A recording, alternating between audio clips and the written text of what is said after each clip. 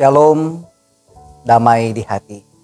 Salam sejahtera di dalam Tuhan kita Yesus Kristus, dan jumpa lagi bersama dengan channel YouTube Arturia Bukit Kasih Girian Permai, wilayah Bitung 13, melalui program Renungan Firman Tuhan untuk tanggal 15 sampai 21 Juni tahun 2025 sesuai dengan MTPJ Gemim dengan tema peran suami istri mengajar tentang jalan Allah melalui bacaan Kisah Para Rasul pasal 18 ayat 18 hingga ayat yang ke-28.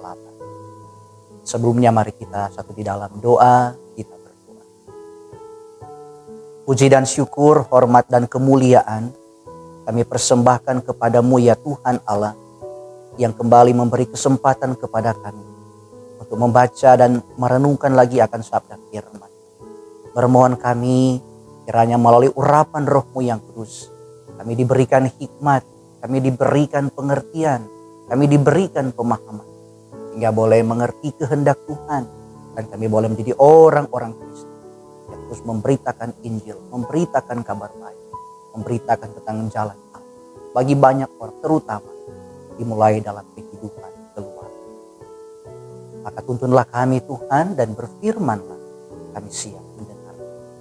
Di dalam nama Tuhan Yesus Kristus, firman yang menjadi manusia kami berdoa. Amin. Saudaraku yang diberkati dan dikasihi Tuhan, sekali lagi bacaan kita di saat ini dari kitab Kisah Para Rasul pasal 18 ayatnya yang ke-18 hingga ayat yang ke-28 tertulis demikian. Paulus tinggal beberapa hari lagi di Korintus. Lalu ia minta diri kepada saudara-saudara di situ dan berlayar ke Syria. Sesudah ia mencukur rambutnya di Kengkrea, karena ia telah bernasar. Priskila dan Aquila menyertai dia. Lalu sampailah mereka di Efesus. Paulus meninggalkan Priskila dan Aquila di situ. Ia sendiri masuk ke rumah ibadat dan berbicara dengan orang-orang Yahudi. Mereka minta kepadanya untuk tinggal lebih lama di situ, tetapi ia tidak mengabulkannya. Ia minta diri dan berkata, "Aku akan kembali kepada kamu jika Allah menghendakinya." Lalu bertolaklah ia dari Efesus. Ia sampai di Kaisarea, dan setelah naik ke darat dan memberi salam kepada jemaat, ia berangkat ke Antiokhia. Setelah beberapa hari lamanya ia tinggal di situ, ia berangkat pula lalu menjelajahi seluruh tanah Galatia dan Frigia untuk meneguhkan hati semua murid. Sementara itu datanglah ke Efesus seorang Yahudi bernama Apolos yang berasal dari Alexandria. Ia seorang yang fasih berbicara dan sangat mahir dalam soal-soal kitab suci. Ia telah menerima pengajaran dalam jalan Tuhan. Dengan bersemangat ia berbicara dan dengan teliti ia mengajar tentang Yesus. Tetapi ia hanya mengetahui baptisan Yohanes. Ia mulai mengajar dengan berani di rumah ibadat. Tetapi setelah Priskila dan Aquila mendengarnya, mereka membawa dia ke rumah mereka dan dengan teliti menjelaskan kepadanya jalan Allah. Karena Apolos ingin menyeberang ke Akaya, saudara-saudara di Efesus mengirim surat kepada murid-murid di situ supaya mereka menyambut dia. Setibanya di Akaya, maka ia oleh kasih karunia Allah menjadi seorang yang sangat berguna bagi orang-orang yang percaya. Sebab dengan tak jemu-jemunya ia membantah orang-orang Yahudi di muka umum dan membuktikan dari kitab suci bahwa Yesus adalah Mesias. Demikian firman Tuhan, saudaraku yang diberkati dan dikasihi Tuhan. Sekali lagi tema kita dalam perenungan ini, peran suami istri mengajar tentang jalan Tuhan. Tentu berbicara tentang jalan, kita tahu bersama bahwa jalan adalah sarana untuk mencapai tujuan dari tempat yang satu ke tempat yang lain. Dan dalam sebuah jalan biasanya ada hal-hal lain juga menyangkut di dalam, termasuk rambu-rambu lalu lintas. Namun dewasa ini fungsi jalan malah bertambah. Ada anak-anak yang main sepak bola di jalan. Ada acara suka duka dibuatnya juga di jalan. Orang-orang yang malas buang sampah pun buang sampahnya di jalan. Ada banyak tikus-tikus yang dibuang di jalan. Saudaraku yang diberkati dan dikasih Tuhan, namun sekali lagi hal yang terpenting ialah jalan adalah membawa seorang ke tempat yang hendak dia tuju. Dari satu titik ke titik yang lain. Sehingga kalau kita tersesat di sebuah kota besar seperti Jakarta misalnya, mungkin kita bisa bertanya kepada orang-orang untuk mendapatkan jalan yang benar. Namun ketika tersesat di sebuah gunung atau di sebuah hutan, maka mendapatkan jalan adalah sesuatu yang sangat penting. Sering kita mendengar tentang pendaki gunung yang tewas akibat tersesat dan tidak menemukan jalan. Dalam keadaan seperti ini kita baru sadar tentang pentingnya jalan. Bahwa menemukan jalan berarti hidup. Sebaliknya tidak menemukan jalan berarti kita mati. Di sini jalan menjadi jalan kehidupan atau jalan yang mendatangkan kehidupan. Saudaraku yang diberkati dan dikasih Tuhan, di dalam Alkitab Tuhan Yesus banyak kali berbicara tentang jalan. Dia menyebut jalan yang menuju kepada kehidupan. Dalam kitab Injil, Yesus mengatakan, masuklah melalui pintu yang sesak itu, karena lebarlah pintu dan luaslah jalan yang menuju kepada kebinasaan, dan banyak orang yang masuk melaluinya.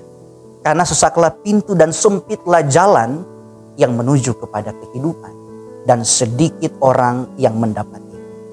Kita perhatikan kontras-kontras dari ucapan Yesus ini, yang lebar dan yang sempit, banyak dan sedikit, kebinasaan dan kehidupan. Lalu Yesus menyuruh murid-muridnya memilih jalan yang sempit, karena jalan itu menuju kepada kehidupan. Sedangkan jalan yang lebar menuju kepada kebinasaan. Dan akhirnya Yesus menyebut bahwa dirinya adalah jalan dan kebenaran. Dan akulah jalan dan kebenaran dan hidup. Tidak ada seorang pun yang datang kepada Bapa kalau tidak melalui aku. Ketika Yesus berbicara tentang jalan kehidupan, konteksnya selalu mengisyaratkan bahwa jalan itu penuh dengan penderitaan.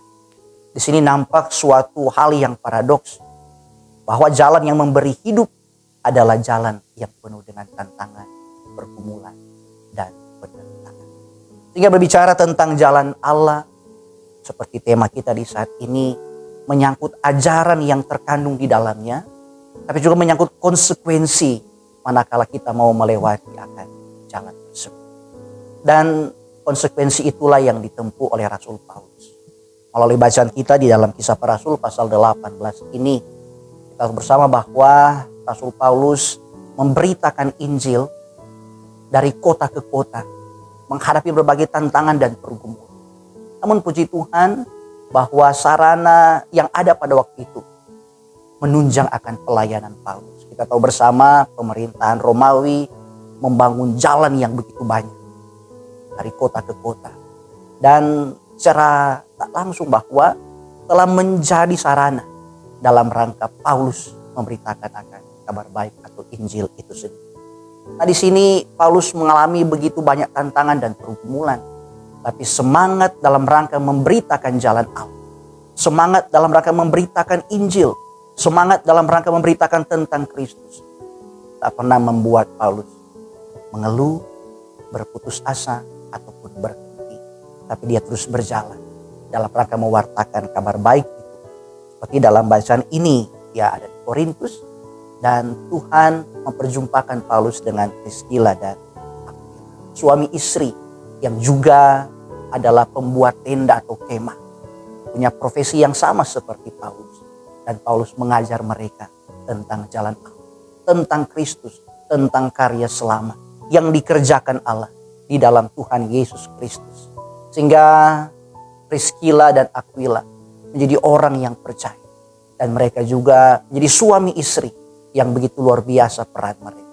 Mungkin mereka bukan tokoh utama, tetapi dari kisah suami istri ini kita bisa belajar bagaimana Mereka dengan penuh kerendahan hati, penuh sukacita menyambut Paulus. Bahkan pun Paulus tinggal selama lebih dari 1 tahun. Menandakan bahwa mereka mau berkorban demi pelayanan, demi pemberitaan Injil. Di mana tentu itu bukan sesuatu yang mudah atau gampang untuk orang-orang di zaman sekarang. Yang mungkin semakin egois, yang mungkin semakin mementingkan diri sendiri. Saudaraku yang diberkati dan dikasihi Tuhan, sehingga suatu saat seorang yang bernama Apolos datang ke Efesus. Dia memberitakan tentang jalan Tuhan. Dia telah percaya dan mengenal Yesus. Dia mengenal begitu banyak isi dari kitab-kitab suci. Tetapi yang dia pahami adalah jalan Tuhan. Disebut jalan Tuhan sebatas apa yang dia pahami dari pelayanan Yohanes Pembaptis yang memberitakan tentang pertobatan dalam rangka persiapan untuk kedatangan Mesias. Apolos berjumpa dengan Priskila dan Aquila. Apa yang terjadi? Suami istri itu memiliki rasa satu keterpanggilan yang besar untuk memberitakan kabar baik sukacita tentang jalan Allah yang lebih besar lagi kepada Apolos. Sehingga mereka mengundang Apolos dan menyampaikan banyak hal mengenai jalan Allah. Bahwa Yesus Kristus telah dinubuatkan oleh para nabi. Bahwa Yesus Kristus adalah anak Allah. Dia datang untuk disalibkan, untuk mati menderita demi keselamatan segenap umat manusia. Sehingga Apolos menerima suatu pengajaran yang luar biasa. Dan menjadi pemberita Injil, pembawa kabar baik. Dikatakan melalui Kisah Para Rasul pasal 18 ini. Sebab dengan tak jemu-jemunya ia membantah orang-orang Yahudi di muka umum dan membuktikan dari kitab suci bahwa Yesus adalah Mesias. Apolos menjadi seorang yang sangat berguna bagi orang-orang yang percaya. Tentu tak lepas juga semua dari peran Priskila dan Aquila. Saudaraku yang diberkati dan dikasihi Tuhan, sesuai dengan tema kita, peran suami istri mengajar tentang jalan Allah. Maka belajar dari suami istri dalam kisah ini, Aquila dan Priskila, adalah kita memiliki semangat yang sama. Bahwa tentu panggilan menjadi sebuah keluarga Kristen bukan sekedar untuk beranak cucu. Panggilan menjadi suami istri Kristen tentu dalam rangka juga untuk mewartakan kabar baik. Dimulai dari keluarga kita sendiri, juga kepada orang-orang lain. Bahwa Injil harus terus diberitakan. Kabar baik harus terus disampaikan. Dan dimulai dari rumah kita, dari keluarga kita, bagi anak-anak kita, dan bagi siapapun yang berjumpa dengan kita. Suatu tantangan di zaman modern ini, begitu banyak keluarga Kristen, begitu banyak suami istri, bahkan pun anak-anak dan orang tua mengalami begitu banyak tantangan dan pergumulan oleh karena era modern dengan segala perkembangan teknologi, dengan segala hiburan, dengan segala hal-hal yang dapat membuat terjadi keretakan, perpecahan, perselisihan, dan lain-lain sebagainya. Sehingga panggilan untuk memberitakan Injil semakin dilupakan. Orang-orang semakin egois, orang-orang semakin serakah, dan orang-orang semakin mementingkan diri sendiri dan semakin melupakan jalan Allah. Melalui bacaan ini mengajak kepada kita sebagai keluarga-keluarga Kristen, selaku suami istri, marilah kita mewartakan kabar baik.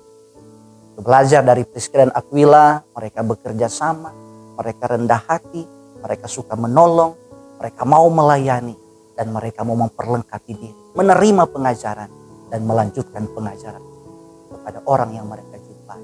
Mereka menjadi berkat. Kiranya Tuhan menolong berkati kita semua. Terpujilah nama Tuhan. Amin. Mari kita berdoa.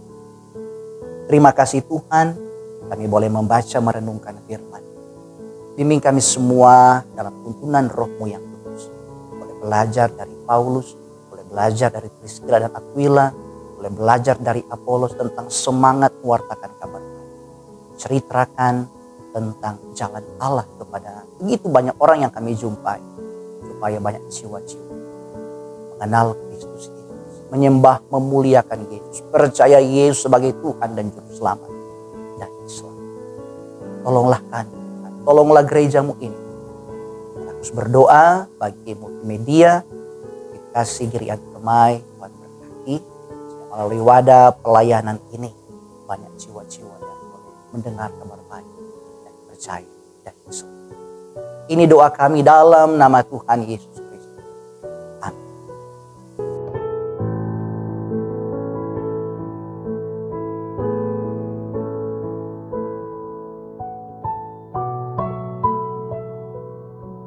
Wow.